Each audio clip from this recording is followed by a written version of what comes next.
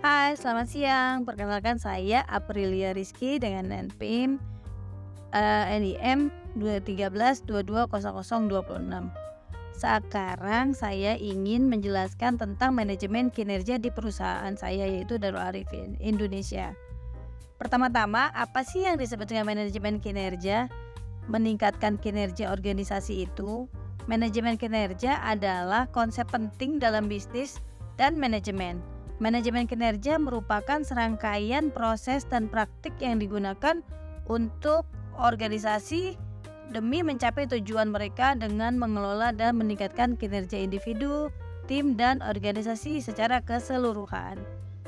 Konsepnya itu sendiri melibatkan proses merencanakan, mengukur, dan mengembangkan kinerja individu, tim loh, dan organisasi. Ini bertujuan untuk mencapai tujuan organisasi, meningkatkan produktivitas, dan memastikan bahwa setiap anggota tim berkontribusi maksimal. Peter Drucker adalah salah satu pemikir manajemen terkemuka, menyatakan bahwa manajemen kinerja melibatkan pemahaman yang jelas tentang tujuan organisasi dan fokus pada hasil. Dia mengembangkan konsep manajemen by objectivities atau yang kita sebut MBO, di mana manajer dan karyawan bekerja sama-sama untuk menetapkan tujuan yang dapat diukur dan kemudian mengevaluasi kinerja berdasarkan pencapaian tujuan tersebut. Selain itu, ada beberapa ahli ekonomi juga yang ikut dalam memberikan opini mereka tentang manajemen kinerja, misalnya W. Edwards Deming.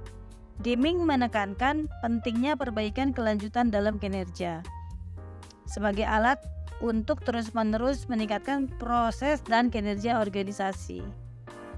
Mengapa manajemen kinerja dibutuhkan oleh sebuah organisasi atau perusahaan? Karena alasannya adalah 1. Mencapai tujuan organisasi.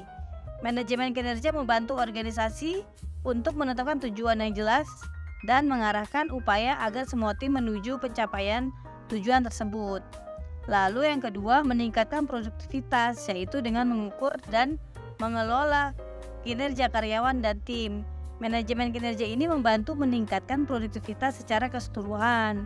Seketika kinerja individu dan tim dikelola dengan baik, hasilnya cenderung lebih efisien dan efektif.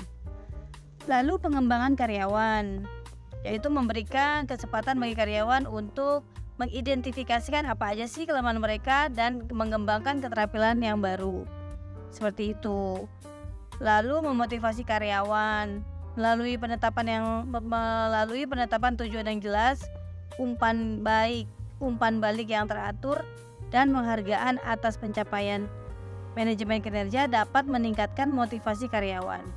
Lalu pengambilan keputusan yang lebih baik. Data tentang kinerja yang terkumpul melalui manajemen kinerja membantu manajer membuat keputusan yang lebih baik. Lalu pengukuran keberhasilan organisasi. Organisasi perlu mengukur sejauh mana mereka telah mencapai tujuan mereka. Metrik kinerja yang digunakan dalam manajemen kinerja memberikan cara objektif untuk menilai keberhasilan organisasi dan membuat perubahan jika diperlukan. Lalu pengurangan konflik. Manajemen kinerja yang efektif seringkali melibatkan umpan balik yang teratur antara karyawan dan manajer. Inilah yang dapat membantu mengidentifikasi masalah sejak dini dan mengurangi konflik di lembaga kerja. Lalu pengembangan budaya organisasi yang positif, yaitu membentuk budaya organisasi yang positif. Ketika kinerja dihargai dan diberikan pengakuan, hal ini dapat menciptakan lingkungan kerja yang memotivasi, kolaboratif, dan berfokus pada pencapaian tujuan bersama. Lalu peningkatan daya saing dan pengelolaan risiko. Manajemen kinerja juga membantu organisasi mengidentifikasikan apa masalah mereka atau kinerja di bawah standar mereka yang belum sempurna, dan mereka menjadikan itu masalah. Dengan cara ini, manajemen kinerja membantu mengurangi risiko potensial yang dapat mempengaruhi keberlanjutan organisasi. Lalu siapa saja sih yang terlibat atau bertanggung jawab dalam manajemen kinerja? Yaitu pimpinan organisasi, manajer dan atasan, karyawan, departemen sumber daya atau HRD, tim pengembangan dan pelatihan, karyawan sebaya, ya, dan lagi penggunaan layanan dan pelanggan, konsultan internal, pihak yang memantau dan mengawasi, dan seluruh organisasi manajemen kinerja seharusnya menjadi budaya organisasi yang diterapkan oleh semua anggota organisasi. Ini berarti bahwa setiap orang dari pucuk pimpinan hingga karyawan tingkat bawah memiliki peran dalam mendukung kinerja organisasi secara keseluruhan. Bagaimana sih proses dalam membuat manajemen kinerja itu? Yaitu penetapan tujuan atau goal setting pada awalnya. Langkah pertama dalam proses manajemen kinerja adalah menetapkan tujuan yang jelas dan terukur. Tujuan ini harus sejalan dengan tujuan strategis organisasi. Tujuan dapat bersifat jangka pendek, harian atau mingguan, ataupun jangka panjang tahunan. Mengukur kinerja atau performance measurement adalah tujuan setelah tujuan ditetapkan, kinerja individu atau tim harus diukur. Ini dilakukan dengan mengumpulkan data dan informasi yang relevan. Lalu metrik kinerja seperti Key Performance Indicator atau kita sebut KPIs mengukur digunakan kinerja sesuai dengan tujuan yang ditetapkan. Ada umpan balik atau feedback. Memberikan umpan balik yang teratur adalah elemen penting dalam manajemen kinerja. Umpan balik harus jujur, konstruktif, dan dapat membantu karyawan memahami bagaimana mereka dapat meningkatkan kinerja mereka. Lalu, umpan balik juga dapat berlangsung dalam bentuk pertemuan satu-satu antara atasan dan bawahan atau bentuk sesi umpan balik kolektif.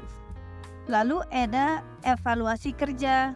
Evaluasi kinerja yang kita sebut performance appraisal adalah proses evaluasi kerja kinerja biasanya dilakukan secara berkala tahunan untuk menilai sejauh mana sih karyawan atau tim mencapai tujuan mereka. Dan hasil evaluasi digunakan untuk mengidentifikasi kekuatan, kelemahan, dan peluang pengembangan. Lalu pengembangan kinerja tersebut setelah dievaluasi, langkah selanjutnya adalah merencanakan pengembangan kinerja. Ini dapat berarti memberikan pelatihan, pembinaan, atau pengalokasian sumber daya tambahan. Pengembangan kinerja bertujuan untuk membantu individu atau tim mencapai potensi terbaik mereka dan mendapatkan penghargaan dan pengakuan, reward and recognition. Penghargaan dan pengakuan diberikan kepada individu atau tim yang mencapai atau melebihi tujuan mereka. Ini berupa bonus, penghargaan, sertifikat, atau pengakuan publik. Penghargaan dan pengakuan dapat meningkatkan motivasi dan kinerja karyawan loh. Perencanaan untuk masa depan, planning for the future. Proses manajemen kinerja juga mencapai dan mencakup perencanaan untuk masa depan. Ini termasuk menetapkan tujuan baru atau memperbarui tujuan yang ada untuk periode berikutnya. Lalu, perubahan strategis dalam organisasi juga dapat mengarah kinerja pada perubahan dalam kinerja.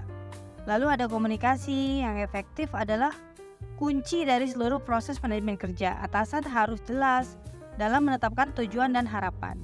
Karyawan juga harus merasa nyaman dalam berkomunikasi dengan atasan mereka tentang tantangan dan perubahan yang mungkin diperlukan untuk mencapai tujuan. Lalu jangan lupa dengan pemantauan terus-menerus, ongoing monitoring. Proses manajemen kinerja bukanlah tugas sesekali. Pemantauan harus menerus, tetap sesuai dengan tujuan dan untuk mengidentifikasi perubahan yang mungkin diperlukan. Lalu, evaluasi seluruh proses atau kita sebut proses evaluation. Akhirnya, organisasi harus secara berkala mengevaluasi efektivitas seluruh proses manajemen kinerja. Ya, ini dapat melibatkan peninjauan metrik kinerja, prosedur, dan praktek yang memastikan bahwa proses ini berfungsi dengan baik dan efisien. Manajemen kinerja adalah alat yang kuat untuk mencapai tujuan dan memastikan kinerja yang optimal dari individu dan tim. Kapan sih sebuah organisasi memerlukan manajemen kinerja? Sebuah organisasi memerlukan manajemen kinerja dalam berbagai situasi dan tahapan pengembangannya. Berikut adalah beberapa momen kunci ketika manajemen kinerja menjadi penting, yaitu pada saat pendirian organisasi baru, perubahan strategis, yaitu pada saat organisasi mengalami perubahan strategis seperti perluasan bisnis, diversifikasi produk atau layanan, atau penetrasi pasar baru. Manajemen kinerja diperlukan untuk memastikan bahwa karyawan dan tim bergerak seiring dengan perubahan ini. Lalu pengembangan dan pertumbuhan organisasi, penyelarasan dengan tujuan strategis, peningkatan kinerja yang diharapkan, penilaian karyawan dan pengembangan karir, pengelolaan perubahan organisasi. Ketika organisasi menghadapi perubahan besar seperti restrukturisasi, pemotongan biaya, atau penggabungan manajemen kinerja, membantu mengkomunikasikan perubahan tersebut, mengelola ketidakpastian dan memastikan bahwa kinerja tidak terganggu secara signifikan. Lalu krisis atau masalah kinerja, penyelarasan tim dan kolaborasi, evaluasi investasi sumber daya manusia, pensiun atau pemutusan hubungan kerja, pengelolaan konflik dan masalah etika, dan lain-lain. Lalu tantangan-tantangan dalam manajemen kinerja itu apa aja sih? Manajemen kinerja adalah proses yang kompleks yang melibatkan berbagai tantangan.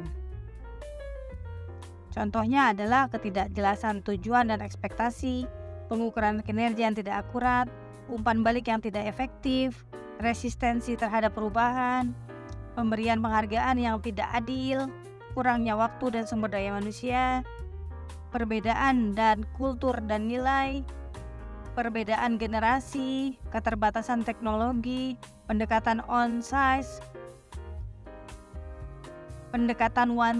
fits all, kekurangan keterampilan manajerial, ketidakcocokan dengan budaya organisasi, tidak konsisten dalam penerapan kebijakan. Tidak konsistennya penerapan kebijakan, manajemen kinerja dapat menciptakan ketidakadilan dan kebingungan pada karyawan. Pemahaman dan penanganan tantangan-tantangan ini adalah kunci untuk memastikan bahwa manajemen kinerja dapat berfungsi dengan baik dalam mencapai tujuan organisasi dan meningkatkan kinerja karyawan.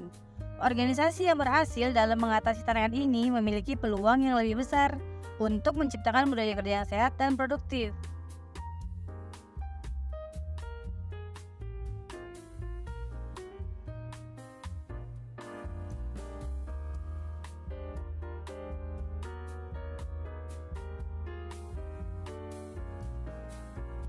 Hai, selamat siang.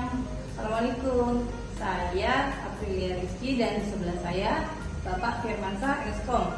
Bapak Firmansyah adalah seorang manajer di perusahaan Darul Arifin yang berkecimpung di bidang pendidikan Indonesia dan Kairo. Selamat siang Pak. Selamat siang Ibu.